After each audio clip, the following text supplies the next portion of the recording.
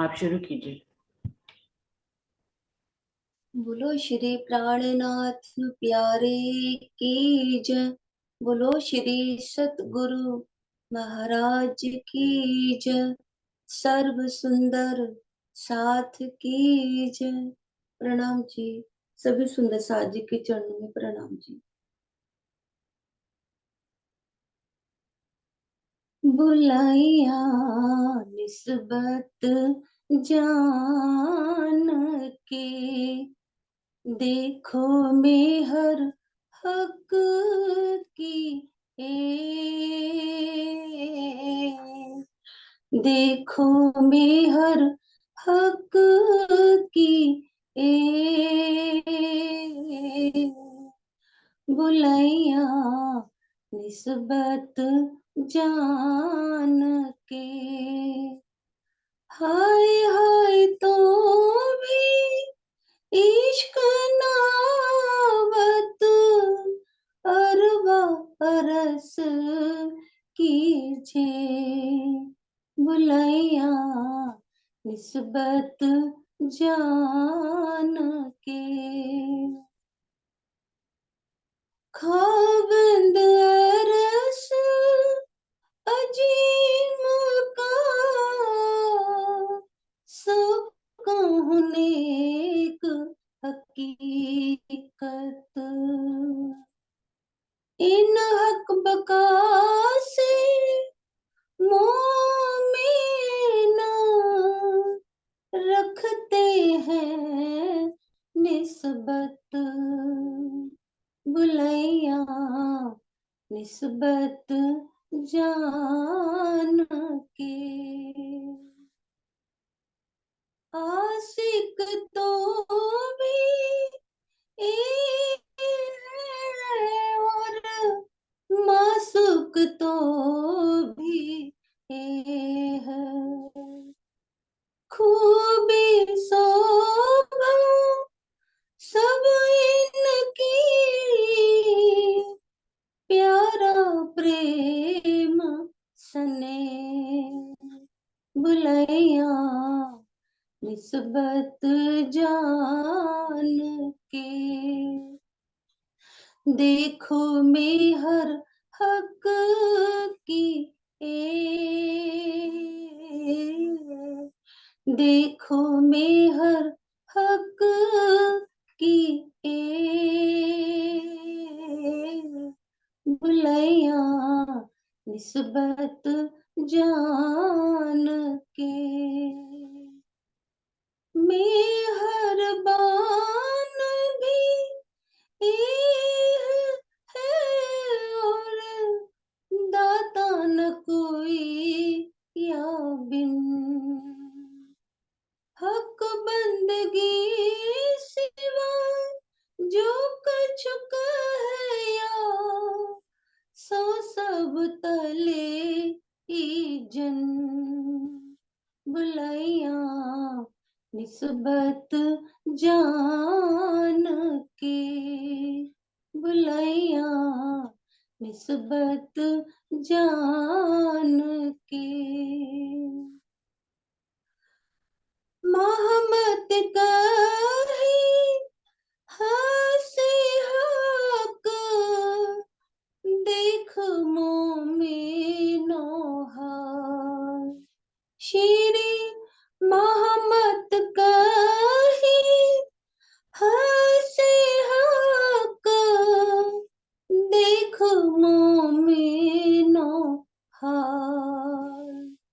आखिर बुलाई चले वतन, करके ईथ खुशाल।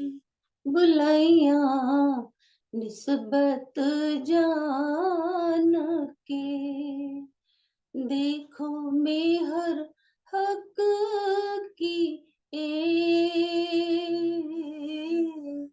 देखो मेहर हक की बुलैया निस्बत जान के। हाय हाय तो भी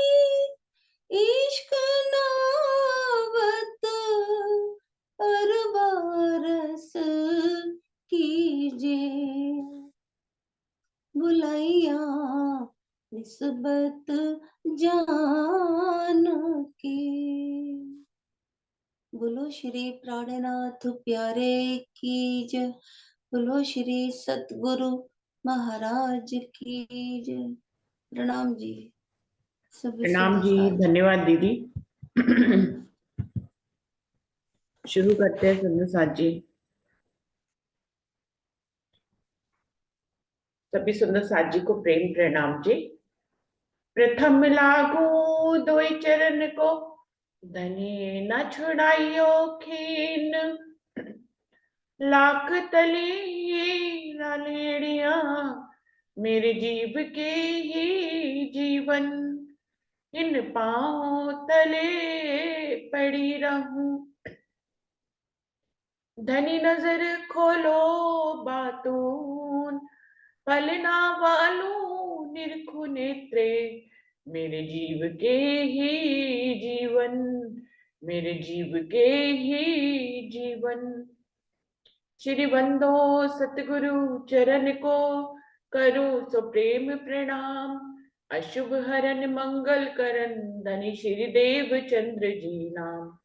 श्री प्राणनाथ निज मूलपति, श्री मेहराज सुनाम। तेज कुंवरी श्यामा युगल, जिको पल पल करूं प्रणाम। पिया जी को पल पल करूं प्रणाम। सुंदर साथ जी, खिलवत वाणी का 10वां प्रकरण चल रहा है, कलश पंच रोशनी का। 5 शक्तियां जो इस दुनिया में धनी ने भेजी हैं, उन्हीं से ही ये ब्रह्मवाणी अवतरित हुई है। 5 शक्तियां स्वयं राज्य सभ्यवतन सहित इंद्रावती के धाम में विराजमान है। वहीं पर 5 शक्तियां हैं और वहीं से ही ब्रह्मवाणी अवतरित हुई है।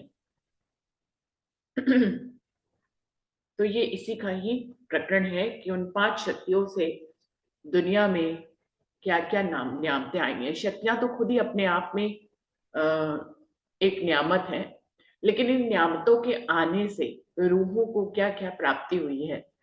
ब्रह्मवाणी की प्राप्ति हुई, उन्हें परमधाम देखने की का सौभाग्य प्राप्त हुआ। धनी का स्वरूप और श्रृंगार इस वाणी में आया। हमारे ऊपर जो फरामोशी पड़ी हुई है, इस जागृत ज्ञान के संपर्क में आने से, इसको आत्मसात करने से वो फरामोशी खत्म हो रही है रूहों की। तो बहुत सी इन 5 शक्तियों की बहुत सी नियामतें हैं, वो अपने आप में नियामतें हैं, लेकिन आगे भी उनकी हमें नियामतें मिल रही हैं, जिसकी 4 चौपाई हो गई थी, अभी 5वीं चौपाई से आगे बढ़ते हैं। ये शब्द कहे ते नींद में के सुपने करत सवाल, के जवाब तेरे जागते कछु देखे ना अपना हाल। क्योंकि इस चौपाई में संबोधित अपने रूह को करते हुए इंद्रावती हम सबको कह रहे हैं, क्योंकि चौपाई के स्टार्टिंग में ही है, प्रकरण के स्टार्टिंग में, रे रूह करे न कछु अपनी, केतु उर्जी उम्मत माहे। उमर गई गुण सिफत में, तो ही अजू इश्क आया नाहे। इंद्रावती अपने आप को कहते हुए हमें कह रही है कि हे मेरी आत्मा, तू ध्यान से देख, तू अपने को जगाने के लिए क्या उपाय कर रही है। तेरा आत्मिक स्तर बढ़े, तेरी आत्मिक चाल बढ़े, तेज हो जाए, तू परमात्मा से मिल पाए, इसके लिए तू क्या कर रही है। या तू सारा ज्ञान आत्मसात करके सिर्फ अपनी ब्रह्मशिष्टियों के बीच में बांटने में ही लगी हुई है।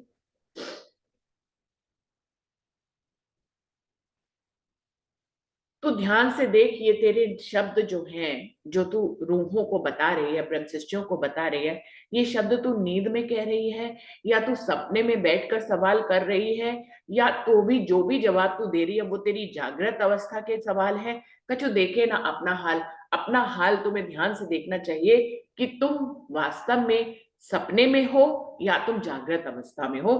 तुम्हें अपना हाल देखना चाहिए। हे मेरी आत्मा, तो अपना आत्म निरीक्षण कर, तू फरामोशी में है या तू जागृत अवस्था में है। कैसी बात करत है, किन ठौर की बात, तू कौन गुफ्त गोए किन की, ना विचारत हक जात। हे मेरी आत्मा, तुम ध्यान से देखो तो तुम कैसी बात कर रही हो। इस ब्रह्म ज्ञान को आत्मसात करके तुम कैसी बात कर रही हो और किस स्थान की बात कर रही हो। तुम्हें ध्यान देके देखना चाहिए कि तुम परमधाम की बात कर रही हो। ब्रह्म सृष्टि जो है, जो जो ब्रह्मवाणी को आत्मसात करके दूसरों को बताती है, दूसरी ब्रह्म सृष्टियों को बताती है, तो वो किसकी बात बताती है? या तो राज्य की बात बताती है, परम धाम की बात बताती है, 25 पक्षों की बात बताती है, धनी के स्वरूप श्रृंगार और उनकी प्रेम भरी लीला की बातें होती है। इसके अलावा तो कोई तीसरी बात होती नहीं है। ब्रह्मवाणी का जब मंथन होता है तो इसी पे ही बात विचार विमर्श होता है। इसके अलावा इस समय जब वाणी मंथन होता है तो हम कोई दुनिया की बात नहीं करते हैं, हम इस समय धनी की बात करते हैं, उनकी इश्क की लीला की बात करते हैं और उनके सौंदर्य की, उनके आकर्षण की, इन्हीं सब की तो बात करते हैं। इसके अलावा यही वो पल होते जब हम दुनिया की कोई बात नहीं करते। तो वही कह रही है, हे मेरी आत्मा तू ध्यान देकर कर, कैसी बात करत है तू, कैसी बात कर रही है? क्या तू सपने की बात कर रही है, या तू जागृत अवस्था की बात कर रही है, तू नींद में बात कर रही है, या तू जागते हुए बात कर रही है? तेरे ऊपर फरामोशी का पर्दा पड़ा हुआ है या तेरे ऊपर फरामोशी का पर्दा उठ गया है? तू ध्यान से देख कैसी बात करत है, तू कैसी बात कर रही है, किन ठौर की बात और किस ठिकाने की बात कर रही है? तू परम धाम की बात कर रही है, योग माया के ब्रह्मांड की बात कर रही है, काल माया के ब्रह्मांड की बात कर रही है, तो निश्चित ही हमारी आत्मा आत्मसात करके देखेगी इस पल तो हम परम धाम की बात करते हैं, लेकिन इस पल में जब हम उठते हैं वाणी मंथन से तो दुनिया हमारे चारों तरफ आ जाती है, फिर हम दुनिया की ही बात करने लग जाते हैं। तो हमारा, वो कह रहे हैं अपने आत्मिक स्तर को तू तौलमाल करके देख, तू फरामोशी में है या तू जागृत अवस्था में है, तू परमधाम की बात कर रही है या तू खेल की बात कर रही है। तो अपनी आत्मिक स्थिति पे विचार विमर्श कर तू वाणी पे तो बहुत विचार विमर्श कर रही है, इंद्रावती जी का कहना है। तू अपनी आत्मा अपने लिए विचार विमर्श कर कि तेरी स्थिति क्या है, तू जागृत है कि फरामोश है, इस बात पे विचार कर। तो तू कैसी बात कर रही है, किन ठौर की बात और किस ठिकाने की बात कर रही है? तू कौन गुफ्त गोए किनकी, तू ध्यान से देखती कि तू कौन है, तू कहां से आई है, तू कौन है? और ये जो तू अपनी ब्रह्म सृष्टियों के साथ जो गुफ्तगू करती है, वो किनकी गुफ्तगू करती है?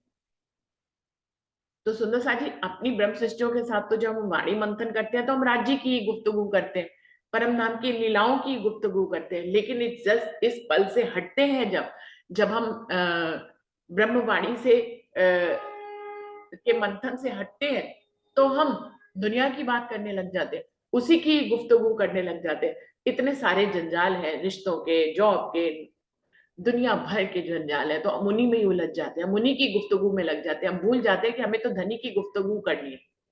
हमारे लिए तो एक परम लक्ष्य सिर्फ यही है कि हमारा हर पल हर घड़ी सिर्फ राज्य में ही बीते और चितवनी करते हुए बीते, उनका चिंतन करते हुए, उनका मनन करते हुए बीते। इससे ज्यादा हमारा क्या ही उद्देश्य होना है? देखिए, फरामोशी हटके परमधाम में जागृत होना वो तो धनी के हाथ में है। तो हम सभी को मालूम है, जब धनी, अभी टॉपिक ही उसका चल रहा था, तो धनी के दिल में क्यों नहीं आ रहा है कि खेल खत्म करें? तो जिस दिन धनी के दिल में आएगा खेल खत्म हो जाएगा। तो जब तक खेल खत्म नहीं हो रहा है, मान लीजिए इस खेल को लंबा कर दिया है और हमारी जितनी आयु है उसमें हमें क्या करना है, हमारा परम लक्ष्य क्या है? परम धाम में जागृत होना, वो तो धनी एक साथ ही करेंगे। परात्म में जागना, तो आत्म की जागृति हो सकती है, जीव की जागृति हो सकती है। उसके लिए हमें अपना हर पल हर घड़ी क्या करना होगा? धनी के चिंतन में, धनी के मनन में और उन्हीं की गुफ्तगू में, उन्हीं की लीला में, उन्हीं के स्वरूप और श्रृंगार में, 25 पक्षों में, उसी की बात, उसी में रमण करते रहना होगा। हमारी कहनी, करनी, रहनी सब परम धाम की जैसी होनी चाहिए। तो कह रहे हैं, तू कौन गुफ्तगोए किनकी, तू ध्यान देकर देख कि तू कौन है। क्या तू जीव सृष्टि है, क्या तू ईश्वर सृष्टि है, या तू ब्रह्म सृष्टि है? तू कौन गुफ्तगोए किनकी, किसकी गुफ्तगू कर रही है? तो कौन से परमात्मा की गुफ्तगू कर रही है? शर की, अक्षर की, कि अक्षरातीत की? ना विचारत हक जात। और तू अपनी मिलावे की भी बात के बारे में विचार नहीं करती कि हम सब श्यामा मरानी के अंग हैं, श्यामा मरानी राज्य के अंग है, हम सब श्यामा मरानी के अंग है। ना विचारत हक जात, कि तू हक की जात जो श्यामा मरानी और हम रोए हैं उनके बारे में भी तू विचार करती है? नहीं करती है। तो अपनी आत्मिक अवस्था को तू ध्यान देकर देख। इसीलिए बार बार कह रही है, रे रू करे न कछु अपनी, के तू उर्जी मत माहे। अपने बारे में भी सोच, हमेशा ब्रह्म सृष्टियों के बारे में सोच रही है, उनको जगाने के बारे में सोच रही है। पहले तू अपनी स्थिति का अवलोकन कर, पहले तू अपने लिए दृढ़ निश्चय कर, पहले अपने आप को देख कि तेरी स्थिति कितनी और कितनी बदली है। ये बात न होए कबू नींद में और सपने भी ना आए, जो तू बात करे जागते तो तेरी क्यों रहे झूठी दे। अब इंद्रावती जी कह रही हैं कि वाणी को आत्मसात कर लिया है, वाणी मंथन कर रहे हैं, हम ब्रह्म सृष्टियों को वाणी की बात बता रहे हैं, यानी कि परम धाम और राज्य की बात बता रहे हैं। तो निश्चित ही ये बात तो नींद में तो हो नहीं सकती। ये बात ना होए कबू नींद में, जैसी बात इंद्रावती जी कह रही है, मैं तेरी आत्मा ही मेरी आत्मा, जैसी बात तेरे मुख से निकल रही है, जैसी बात तू कर रही है परम धाम की, अक्षरातीत की, उनकी 25 पक्षों की, उनकी प्रेम की लीला की, जैसी बात तू कर रही है, ये नींद में नहीं हो सकती। ये बात ना होए कबू नींद में, जब तक नींद है तब तक ऐसी जागृत की बातें कोई नहीं कर सकता। निश्चित है कि जागृत अवस्था है तभी वो जागृत परम धाम की बात कर रही है, कर रहा है, तू कर रही है। और सपने भी ना है, और सपने में भी ये बात नहीं हो सकती। जब तक सपना चल रहा है तो वो सपने का जो वजूद होता है वो कभी नहीं जानता है कि उसका असली वजूद कहाँ है।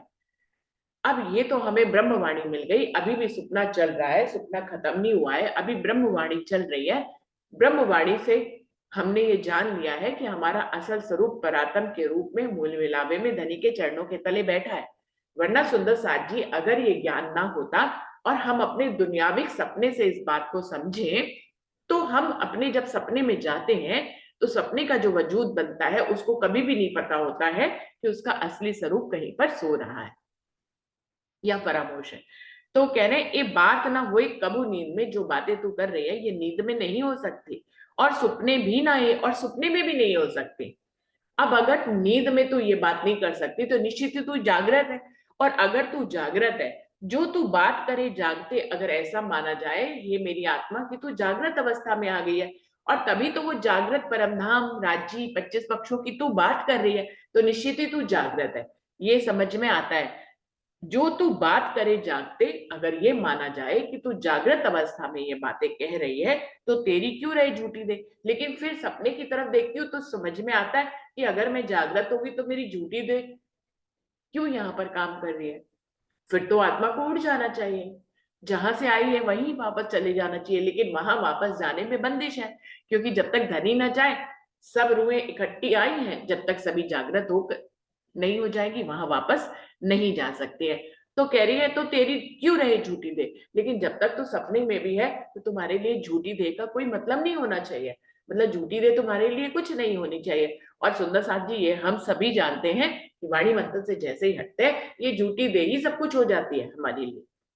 हम इसी से ही भोजन करते हैं, हम इसी से ही सारे कार्य संपादित करते हैं, हम इसी से ही घर से बाहर निकलते हैं, उठते हैं, बैठते हैं, खाते हैं, पीते हैं, सारे काम इस झूठी देह से करते हैं। इसको जरा सा कुछ भी चोट भी लग जाए, चूटी भी चुभ जाए तो हमें कितना दर्द होता है ना। तो वो कह रहे हैं कि यदि तू जागृत हो गई है, जो बातें तू कर रही है वो नींद में नहीं हो सकती, वो सपने में नहीं हो सकती, तो निश्चित ही तू जागृत है। और अगर तू जागृत है ये माना जाए तो तेरी झूठी देह तेरे लिए सब कुछ क्यों है, झूठी देह क्यों तुम्हारे लिए उसका मायना खत्म नहीं हो जाता।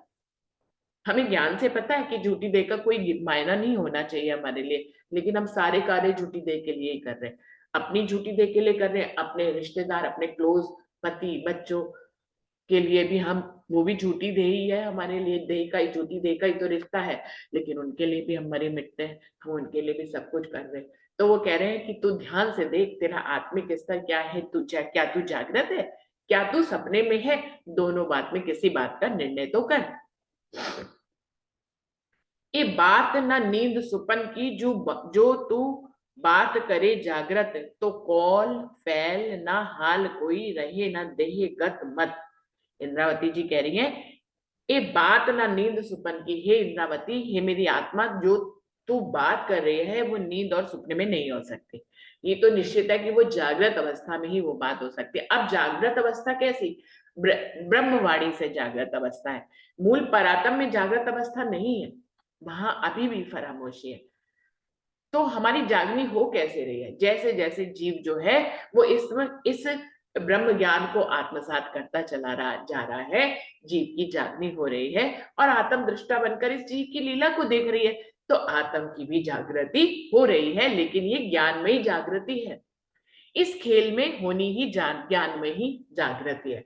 इस खेल में इश्क पर भी, प्रेम पर भी यदि कोई पहुंच रहा है तो ज्ञान के माध्यम से ही पहुंच। यहां पर इश्क आएगा भी तो ज्ञान में ही इश्क आएगा सुंदर साथ जी। वो परम धाम में गलने वाला जिसमें हम इश्क के स्वरूप हो जाते हैं, वो इश्क यहाँ नहीं आएगा, क्योंकि यदि वो इश्क यहाँ आ गया तो फिर तो खेल बनाने का सारा प्रयोजन ही खत्म हो जाएगा। हम उस इश्क में तो पहले ही से थे। उस इश्क में गर्क गर्क होने की अवस्था होती है, उसमें ज्ञान की अवस्था नहीं होती है। लेकिन ये खेल बनाया ही ज्ञान के लिए है।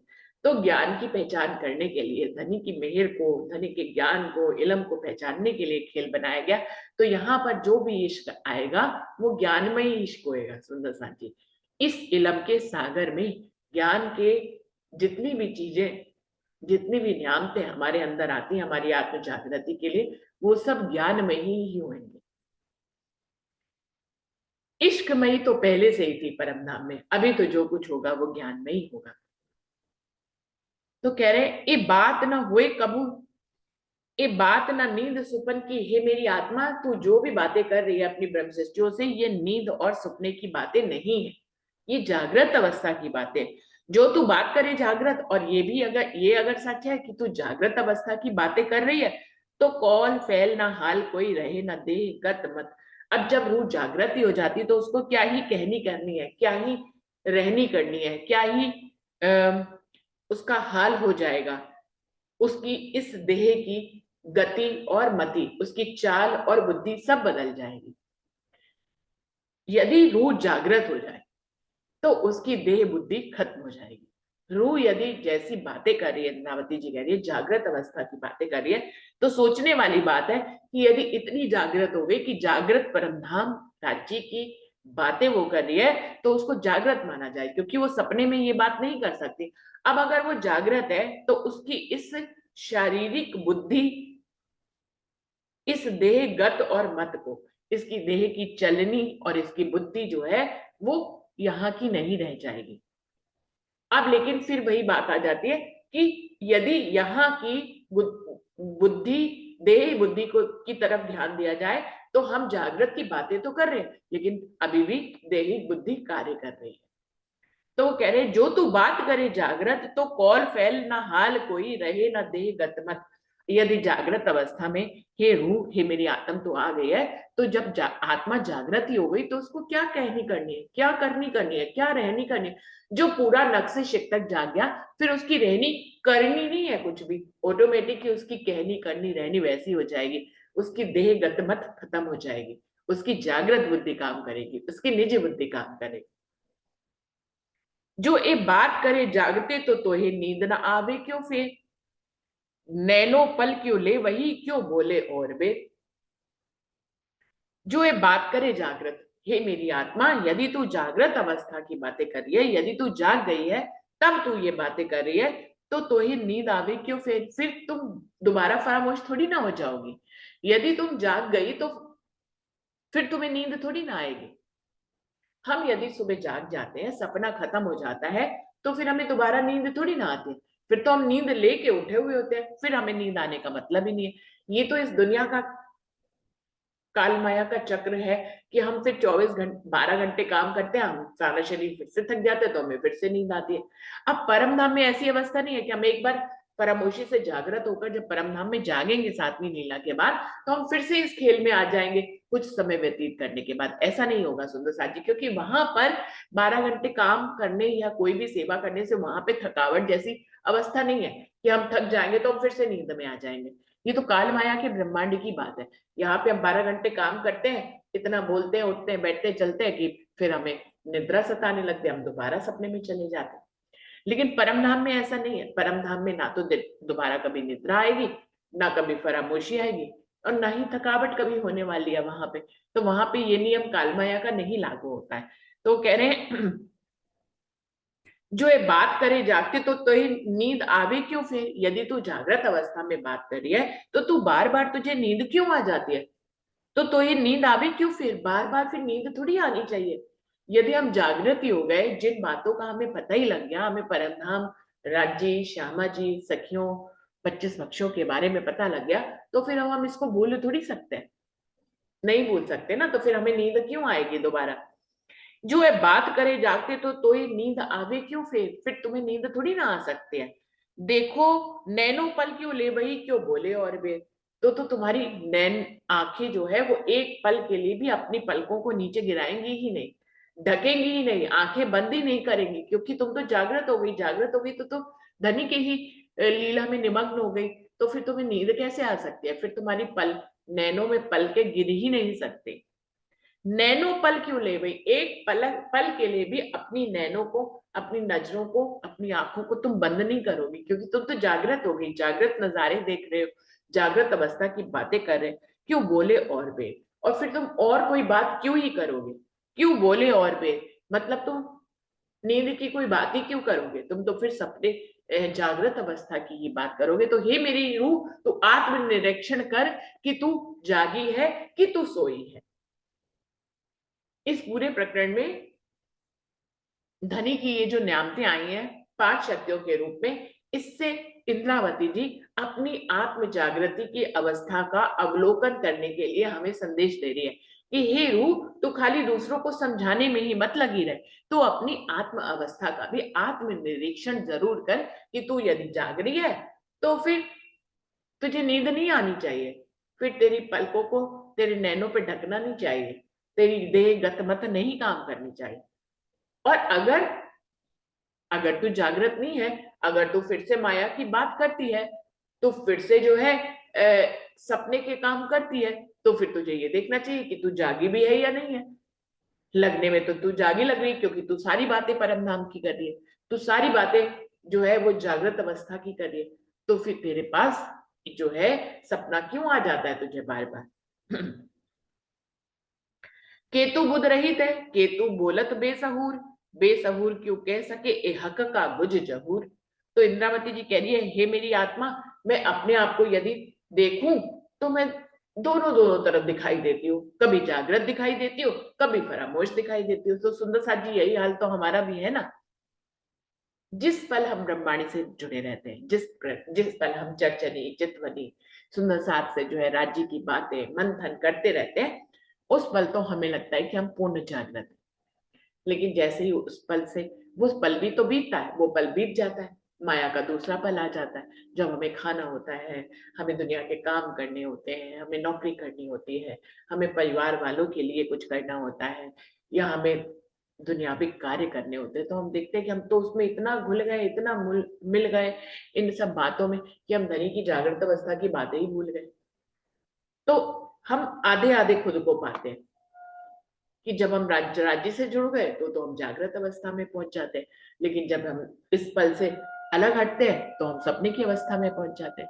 ऐसा ही तो होता है ना सुंदर साथ जी हम सबके साथ। जो कल बातें हो रही थी कि एक सॉक्स भी खो जाए तो उसी में दिमाग खुल पूरा घुल मिल जाता है कि भैया कहाँ खो गया, कहाँ खो गया, फिर से ढूंढे, फिर से ढूंढे। तो हमारी स्थिति क्या है सुंदर साथ जी? हमारी स्थिति ऐसी ही तो है, आधी जागृत अवस्था, आधी सुपने की अवस्था। तो इंद्रावती जी कह रही है, केतु बुद्ध रहित है, केतु बोलत बेसहूर। ये मेरी आत्म तो ध्यान से देख, क्या तू बुद्धि से रहित है? क्या तेरे पास बुद्धि नहीं है?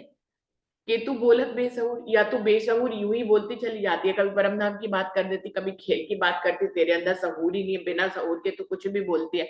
कभी परम धाम की बात बोलती है, कभी खेल की बात करती है, कभी जो है दुनिया में फंसी रहती है, संबंधों की बात करती, कभी यहाँ के संबंधों की बात करती, कभी परम धाम में राज्य से संबंध की बात करती है।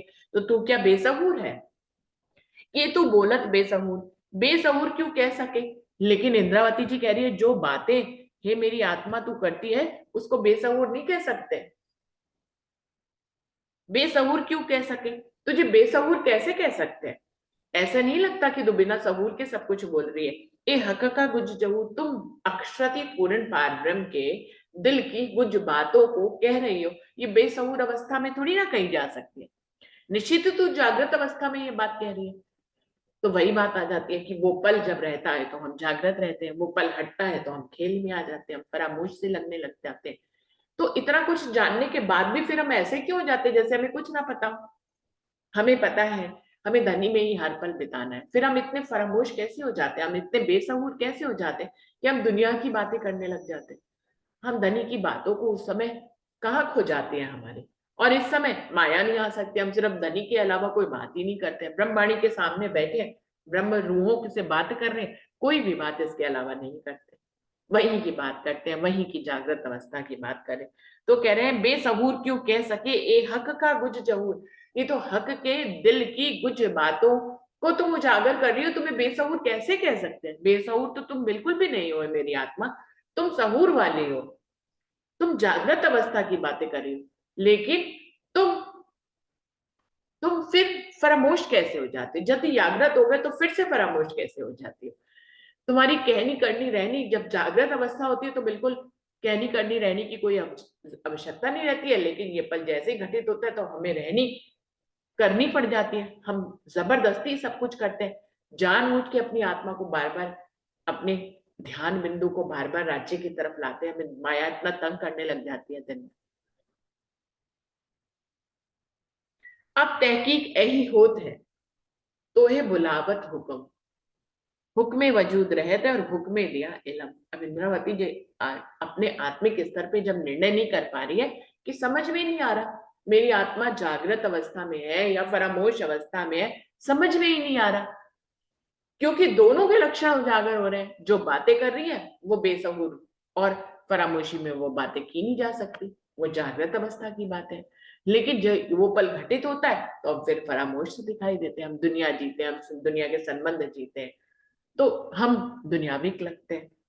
तो ये तहकीक, अब तहकीक यही होता है तो ही बुलावत हुक्म। निश्चित ही अब मेरी आत्मा को ये निश्चित हो गया है, जब मैं दोनों स्तर से अपनी आत्मा की जागृति उसकी चाल के बारे में देखती हूँ तो मुझे समझ में आता है, यही निश्चित होता है कि तो ये बुलावत हुक्म, क्योंकि जो बातें मैं कर रही हूँ वो जागृत अवस्था की बातें कर रही हूँ तो निश्चित ही। लेकिन दूसरी तरफ देखती हूँ तो फरामोशी अभी बाकी है, तो जागृत अवस्था की बातें कैसे कर रही हूँ, निश्चित ही वो राज्य का हुक्म मुझसे करा रहा है, मेरी औकात नहीं। क्योंकि मैं तो अभी भी फरामोश जैसी लगती हूँ कि मेरी आत्मा तू तो अभी भी फरामोश लगती है, तभी तो तेरी चाल वो जो है फरामोशी जैसी होती है, फिर भी तू जागृत अवस्था की बातें कैसे कर लेती है। निश्चित ही तुझे राज्य का हुक्म बुलवा रहा है, ये बात कह रही है। अब तहकीक यही होत है तो हे बुलावत हुक्म, जो तू जागृत अवस्था की बातें कर रही है ना, ये धनी का हुक्म ही तुझसे बुलवा रहा है, हुक्म वजूद रहता है। क्योंकि ये भी अभी इन चौपाइयों में आया कि यदि तू जागृत हो गई है और जागृत अवस्था की बातें कर रही है तो तेरी ये देह नहीं रह सकती यहाँ पर, यहाँ की बुद्धि काम नहीं कर सकती, लेकिन ये दोनों तेरी काम कर रही है। तो निश्चित ही तुझे धनी का हुक्म बुला रहा है, हुक्म वजूद रहता है, इसीलिए तेरी ये झूठी देह भी धनी ने हुक्म से ही रखी हुई है। जागृत अवस्था की बातें भी हुक्म करा रहा है, और तुम्हारी इस झूठी देह को यहाँ पर रखने वाला भी धनी का हुक्म है।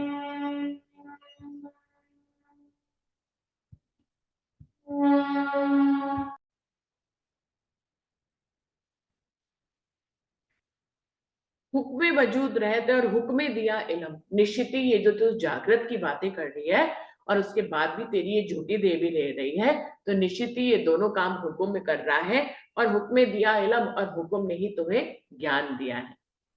इस ज्ञान को देने वाले, इस ज्ञान को जो हम आत्मसात करके जागृत अवस्था की बातें करते हैं किसी दुनियावी किसी पलों में किसी घंटों में, तो निश्चित ही ये धनी का हुक्म बुलवा रहा है। ये धनी का हुक्म तुमसे जागृत अवस्था की बातें करा रहा है, ये हुक्म ही तुम्हें ये ज्ञान दे रहा है जागृत अवस्था का। ये हुक्म ही जागृत करने के बावजूद भी, उनकी बातें करने के बाद भी तुम्हारी झूठी देह को भी इस दुनिया में उसने ही हुक्म ने ही रखा हुआ है। तो इस प्रकार से ये सारा काम इंद्रावती अपने आत्मिक स्तर पे अपने को जब देखती हैं तो वो पहले तो अपने आप को 50-50 समझ पाती हैं कि वो आधी जागृत है और आधी अभी भी फरामोश है। फिर वो निर्णय रूप में इस चौपाई को कह रही है कि ये सब कुछ धनी का हुक्म ही करा रहा है। हम सुपने में हैं, हम फरामोश हैं, फिर भी जागृत की बातें कैसे करें धनी के हुक्म से। हम धनी के हुक्म से हम फरामोश है, फिर भी हमारे पास ये जागृत अवस्था का ज्ञान कहाँ से आ रहा है? हम कहाँ से जागृत अवस्था की बातें करें? धनी के हुक्म से। आए इलम हक बका के तब दे रहे क्यों कर, बेशक हुए हक अर्थ सो दम रहे ना हक बिगर। निश्चित ही जब धनी का जागृत ज्ञान आ जाता है तो ये झूठी देह नहीं रहनी चाहिए। बेशक हुए हक अर्थ से, जब हम धनी के परमधाम से, धनी की लीला से बेशक हो गए हैं, हमें कोई संशय नहीं रह गया है, तो दम रहे ना हक बिगर, तो हमारी आत्मा को, हमारी सांसों को धनी के बगैर एक पल भी नहीं रहना चाहिए। ये जो ज्ञान हमने आत्मसात कर लिया है, चाहे धनी के हुक्म ने ही हमें ये ज्ञान दिया है, लेकिन ये जागृत परमधाम का बेशकी का ज्ञान है। ऐसे बेशकी के ज्ञान को लेने के बाद हमारी देह को नहीं रहना चाहिए, और अगर दे रहे भी तो हमारी सांसों को धनी के बगैर एक पल भी नहीं चलना चाहिए। सो दम रहे ना हक बिगर, धनी के बिना एक पल भी नहीं रहना चाहिए मेरी सांसों को, मेरे वजूद को, क्योंकि हमने जागृत अवस्था का ज्ञान हमने आत्मसात कर लिया है, धनी के हुक्म ने हमें दे दिया है, तो हमारी सांसों को धनी के बिना एक पल भी नहीं रहना चाहिए। तो सुंदर साथ जी यहीं पे चौपाई को दोहराते हैं क्योंकि समय पूरा हो रहा है। आए इलम हक बका के तब देह रहे क्यों कर, बेशक हुए हक अर्श सो दम रहे ना हक बिगार, सो दम रहे ना हक बिगार। बोलिए श्री प्राणनाथ प्यारी की जय, बोलिए श्री सद्गुरु महाराज की जय, सर्व सुंदर साथ की जय। प्रणाम जी, सभी सुंदर साथ जी को प्रेम प्रणाम। आखिरी विनती अर्जी करना चाहूंगी कि चैनल को लाइक करें, सब्सक्राइब करें और उसमें कमेंट जरूर करें और दूसरे लोगों को फॉरवर्ड करें, अपने अपने पर्सनल ग्रुप में फॉरवर्ड करें, जिससे और लोगों को भी इसका फायदा हो। सुंदर साथ जी ये एक सेवा है जो हमें करनी चाहिए। अभी दैहिक सेवाएं तो जब हम मंदिर और आश्रमों में जाते हैं, लेकिन अभी ये ऑनलाइन सेवाएं हमें करते रहना चाहिए। इससे जो है हम ज्ञान का विस्तार करने में सेवा कर सकते हैं। सुंदर साथ जी तो सभी जो है कमेंट जरूर करें और शेयर करें, लाइक करें, सब्सक्राइब करें। प्रणाम जी, सभी सुंदर साथ जी को प्रेम प्रणाम जी। प्रणाम जी। प्रणाम जी,